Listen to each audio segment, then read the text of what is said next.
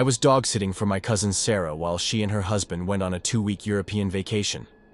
They lived in this beautiful Victorian house about 30 minutes outside of town, the kind of place with high ceilings and creaky wooden floors.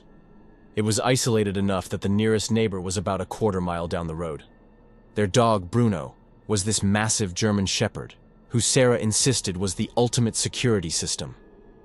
I believed her. On my third night there, I was settled in their living room watching some mindless reality show.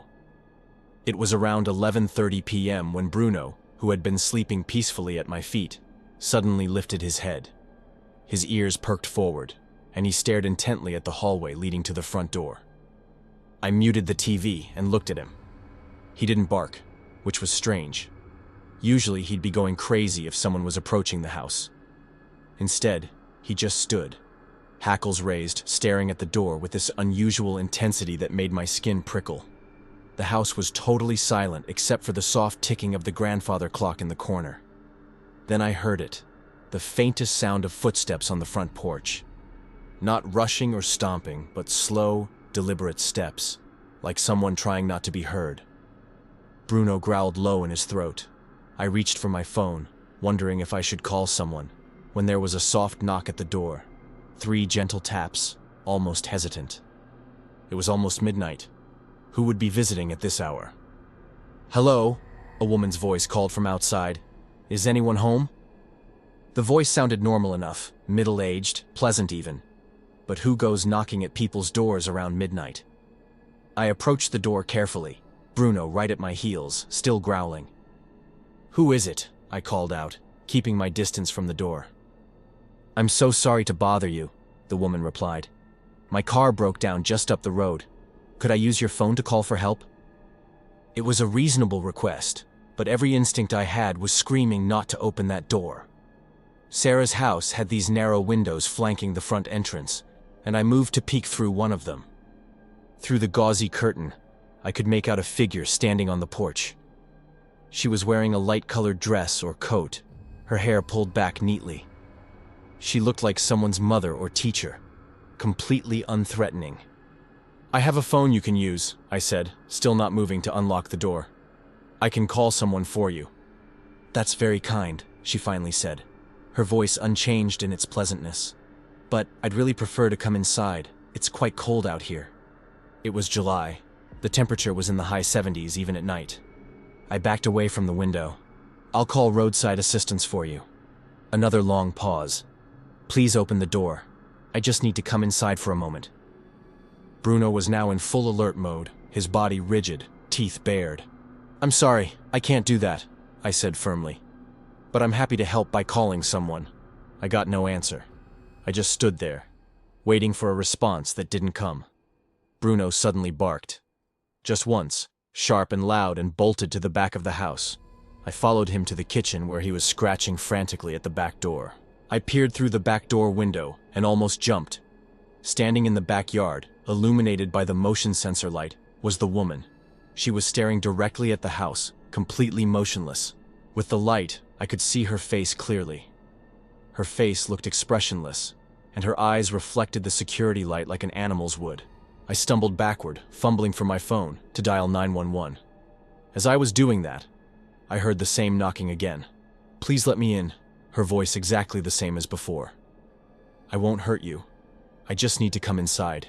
The 911 operator answered, and I whispered frantically into the phone, keeping my eyes on the door. Bruno was now circling the kitchen, agitated. The woman continued to knock on the back door for another few minutes, then moved on to all the windows she could get to and did the same. I didn't check my watch, but I would say she did this for about 15 minutes. She never showed anger or impatience, never tried to break in, just persistent, polite requests that became more unnerving with each repetition. I'd say it was about 5 minutes before the cops showed up. The knocking stopped, and I lost sight of the woman. The police searched the property thoroughly but didn't find her. They also didn't see any traces of a car breakdown along the road. A couple days later, I saw a news report about an elderly man who had been murdered in his home 5 miles away. He had been killed the night before my encounter. According to neighbors, a pleasant woman had knocked on his door late in the evening, asking to use his phone.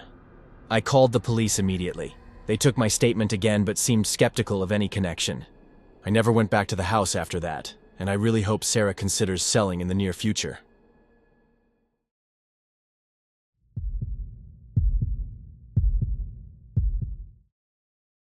I had just moved to Boston for my first year at Emerson College and was excited about living in a big city after growing up in a sleepy Vermont town.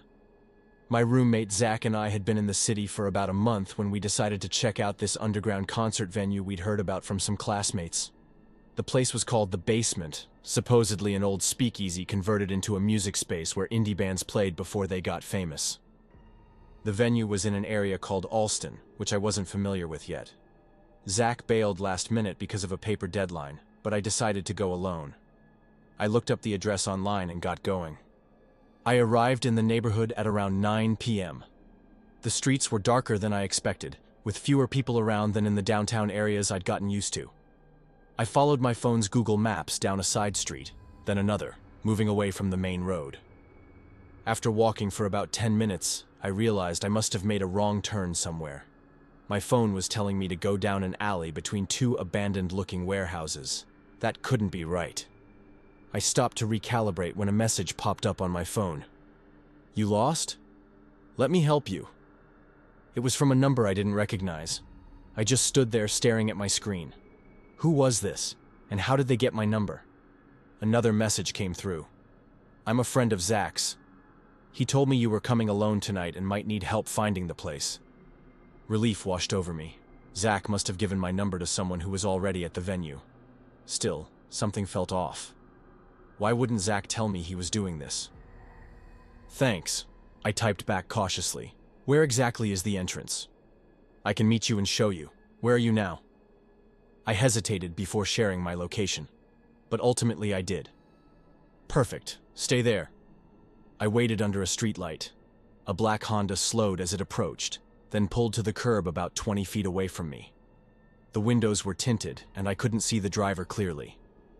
The passenger window rolled down, and a man in his mid-40s leaned over. Not exactly the college student I was expecting.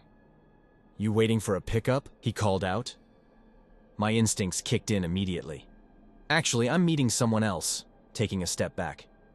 "Aren't you Zach's friend?" he pressed, his voice friendly but insistent. "He texted me to pick you up." "How do you know Zach?" I asked, buying time while I discreetly texted my roommate. "We go way back. Come on, it's cold out there." My phone vibrated with Zach's response. "What? I didn't tell anyone to pick you up. Who is this person?" After reading the message, I took another step back, clutching my phone tightly. "You know what? I just heard from Zach," trying to keep my voice steady. "He's actually meeting me here instead." The man's demeanor started to change. "Get in the car," he demanded, his voice losing all pretense of friendliness. "Now." I turned and ran. I heard a car door slam and the engine rev. I cut between buildings, taking random turns, praying I wouldn't hit a dead end. Behind me, I heard the slow crawl of a car. He was following me, moving parallel on the adjacent street. I ducked into a narrow passageway between two brick buildings, one that no car could follow. At the end of the alley, I emerged onto a well-lit street with actual people. I ran toward them, breathing heavily, looking back to see if the Honda had followed. But I didn't see it. I didn't stop running until I reached a convenience store with bright lighting. Inside, I called the cops. They took my statement but seemed skeptical. They said they needed a license plate to actually do something. However, they did offer to drive me back to our apartment, which I gratefully accepted. Later on, I received one final message from the unknown number. "Smart kid, most aren't so lucky." I blocked the number immediately and reported everything to campus police the next day. I later learned that 3 students from different colleges had gone missing in that same area over the past 2 years. Each disappeared after heading out alone at night. Each case remained unsolved. I later on heard that our landlord's place got broken into a few days before we moved in. Our application for the apartment was among the things that were stolen. That must have been how my number got out.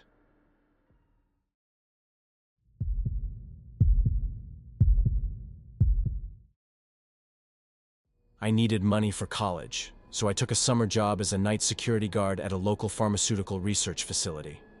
They didn't mind that I was only 19 with zero experience, especially when it comes to night shifts. My supervisor, Keith, was a retired cop who'd been working security for nearly a decade.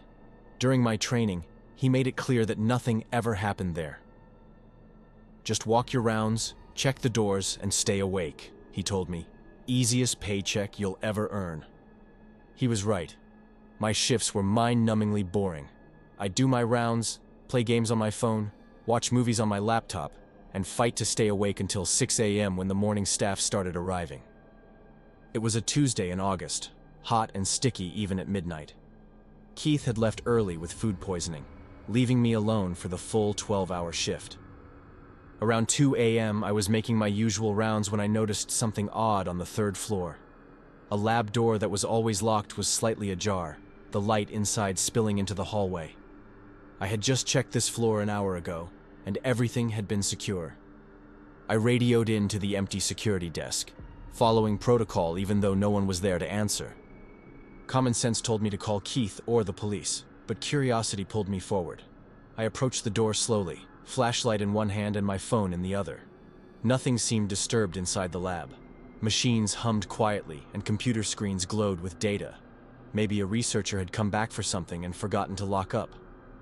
As I turned to leave, I heard a faint rustling sound coming from behind a large storage cabinet. My breath caught in my throat. I stood completely still, listening. "Hello?" I called out, my voice cracking. "Security. Is someone there?" Silence. I stepped closer to the cabinet. Using my flashlight, I peered behind it. Nothing. I exhaled shakily, feeling ridiculous. But as I turned to leave again, I noticed something on the floor.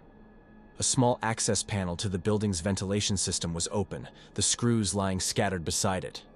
The opening was maybe 2 feet square, just large enough for a person to crawl through. I knelt down and shone my light inside. The metal shaft stretched into darkness. I called Keith immediately. "You need to come back," I whispered when he answered. "Someone's in the building." "Are you sure?" he asked, still half asleep. "Positive." He promised to be there in 20 minutes and told me to wait in the security office. I started making my way back, but something made me stop at the stairwell. Looking down, I could see all the way to the ground floor. A shadow moved across the lobby. My heart stopped. Someone was definitely in the building. I backed away from the stairs and ducked into a nearby office, locking the door behind me. Through the office window, I could see into the hallway. Minutes ticked by as I waited, barely breathing. Then I saw it. A figure in dark clothing moving silently down the corridor. The person was wearing some kind of mask and carrying a backpack. He paused at each door, testing the handles. I sank to the floor below the window, praying he wouldn't try this door. My phone vibrated. It was a text from Keith. 5 minutes out. Police coming too. Just then, the handle of my hiding place rattled. I held my breath, pressing myself against the wall. The rattling stopped. Footsteps moved away. I suddenly heard a soft shuffling sound coming from above. My eyes darted to the ceiling where a ventilation grate stared back at me. The metal began to bow inward with a low, creaking sound. Someone was pressing down on it from above. I bolted for the door, no longer caring about stealth. I ran down the hallway toward the stairs, hearing the crash of the grate hitting the floor behind me. I took the stairs 3 at a time, nearly falling in my panic. As I burst into the lobby, the front doors opened. It was Keith and 2 police officers. "Where?" Keith demanded. "3rd floor," I gasped. "In the vents." The police searched the entire building but found nothing except the evidence I'd discovered. The security footage also didn't capture anyone entering or leaving the building during my shift. 3 days later, the company discovered several vials of experimental compounds missing from a locked refrigerator in that same lab. An internal investigation revealed that the vent system connected to an adjacent building under renovation. I quit the next day.